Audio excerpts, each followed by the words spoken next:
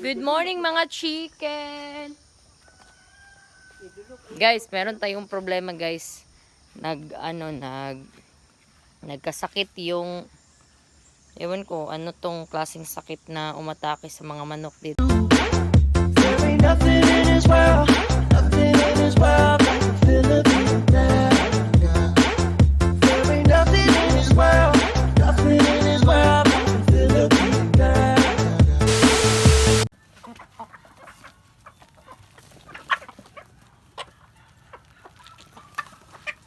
Dili kanto bog diri.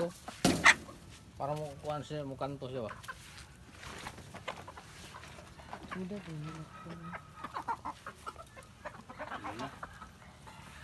Mga black astronaut mani pa oh. Kasi naman. Yun talaga mga siya.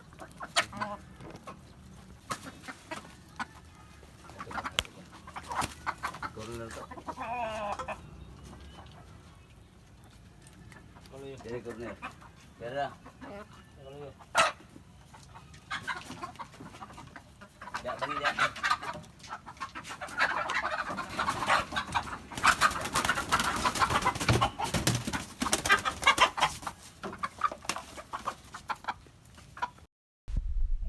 Kung napanood nyo yung vlog ko, ito yung manok natin na may mga sisiw. Ayan, nung lumakas yung ulan guys, mga ilang week na sunod-sunod na talaga yung ulan. Ayan, nagkasakit sila doon sa panibasan. At saka yung mga anak niya, unti-unting namamatay. Ayan, nang lalaki yung mga mukha nila, namamaga. Tapos parang nabubulag sila, hindi nila ma-open yung mata nila. Yung lahat ng mga sisi niya guys, isa na nabilin. Meron siyang 12 na sisiw. Isa na lang ang naiwan at parang mamamatay na talaga to sila. So ayan guys, kaya nag-decide tayo na ibenta na lang ang ating mga ibang manok na hindi pa nagkasakit. Kasi kung aantayin pa natin na magkasakit yung iba, baka huli na ang lahat. So, ayan guys, iba hindi yan siya nakasama doon sa kulungan kasi nga may mga sisi siya. So, separate itong inahin na to. So, sa labas lang sila kasama ng mga sisiw. Hindi naman sa labas ng kulungan. Sa labas ng kulungan. So, nakatali lang yung inahin na yan guys. At, yan.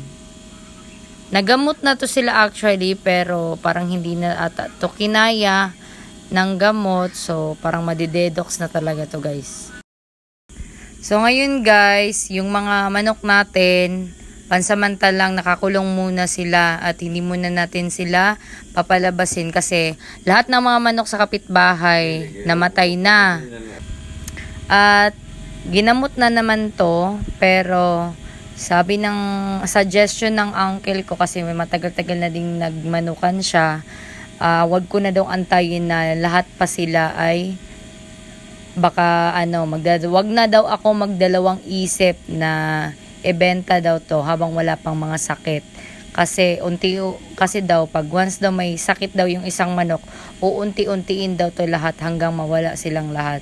So ayan guys, sad to say, pero kailangan nating gawin to at kailangan nating ibenta lahat ng ating mga inahin, pati yung roster natin guys. So ayan.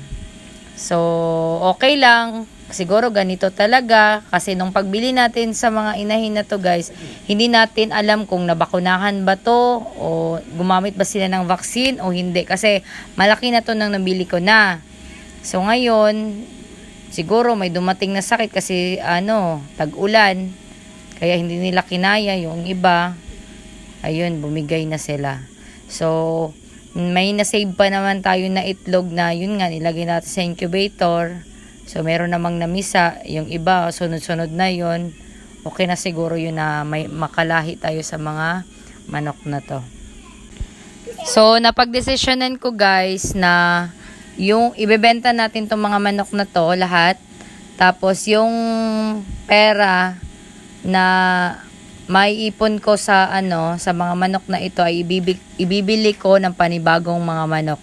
So plano kong bumili ng Rhode Island Red, Yun yung mga manok na bibilhin na naman natin kasi nakalahi na ako sa kanila. So, ayan, itatry natin guys. Ayan, nadagdagan natin sa kulang. Marami sila na babae. Tapos isa lang yung rooster natin.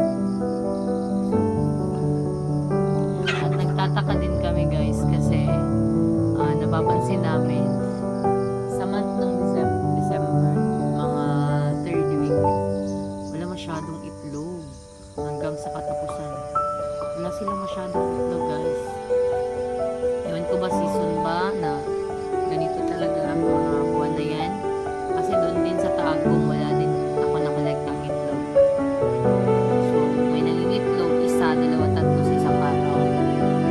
3, 1, 2, 3, 4, 5, 6, 7, 8 sila dito. 2, other 4. Yes, 8.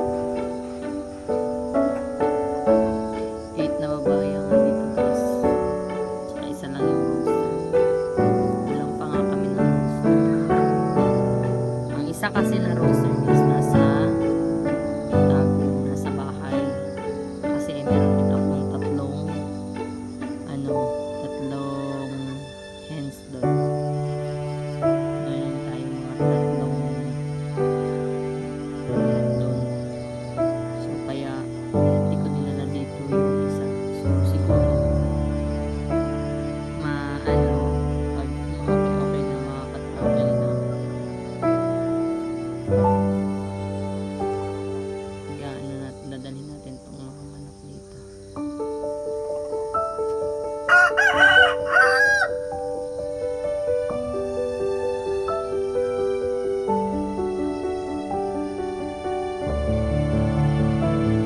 Ito pala yung gamot na ginamit guys. Bacterin. Pero hindi na naagapan yung iba. Yung mga sisiw, especially yung mga sisiw. Yan, pinainom nito. Hindi na naagapan yung iba ng gamot kasi namatay ang mga sisiw na 10. Tsaka ngayon yung inahin nila.